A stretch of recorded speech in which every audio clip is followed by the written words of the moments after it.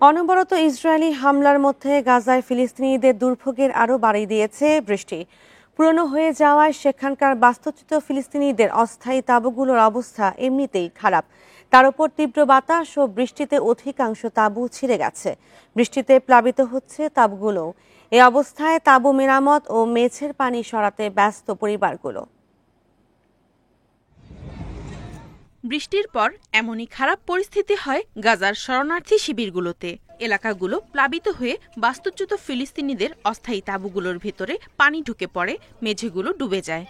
তাঁবুগুলোর আশপাশ ভরে যায় কাদামাটিতে, পানিতে ভাসতে থাকে আবর্জনা। অত্যন্ত অস্বাস্থ্যকর পরিবেশ সৃষ্টি হয় সেখানে।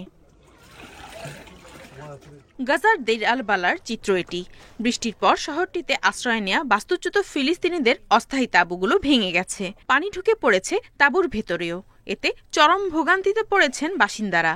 ক্ষতিগ্রস্ত তাঁবু মেরামত ও মেঝের পানি সরাতে কাজ করছেন তারা। অল্প বৃষ্টিতেই দেখেন আমাদের কি অবস্থা হয়েছে। তাঁবুর খুঁটি ভেঙে গেছে, পানি ভেতরে ঢুকে পড়ায় ম্যাট্রেস এবং সন্তানদের কাপড় ভিজে গেছে। তীব্র ঠান্ডা ও বৃষ্টিতে অসুস্থ হয়ে পড়ছেন গাজার বাস্তুচ্যুত ফিলিস্তিনিরা। ওষুধের অভাবে বিনা চিকিৎসায় থাকতে হচ্ছে তাদের। যুদ্ধ শুরুর পর এ নিয়ে দ্বিতীয় শীত মৌসুম পার করছেন গাজার বাসিন্দারা। এরই মধ্যে বহুবার বাস্তুচ্যুত হয়েছেন তারা। এই আবহাওয়া তাদের ভোগান্তিকে আরো বাড়িয়ে দিয়েছে। আমি আজমা রোগী। শীত মোকাবেলার জন্য আমার কাছে গরম কাপড় ও কম্বল নেই। বৃষ্টি হলে তাঁবুর ভেতরে পানি চলে আসে। এই আবহাওয়ায় আরো অসুস্থ হয়ে পড়ছি। গাজায় ত্রাণ প্রবেশ করতে দেওয়ার মিথ্যা দাবি করেছে ইসরায়েলি কর্তৃপক্ষ। তবে আন্তর্জাতিক ত্রাণ সংস্থাগুলো জানিয়েছে ইসরায়েলি বাহিনীর বাধার মুখে উপত্যকাটিতে ত্রাণ সরবরাহ করতে পারছে না তারা।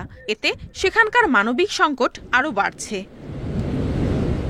Nadia Tabassum, independent news.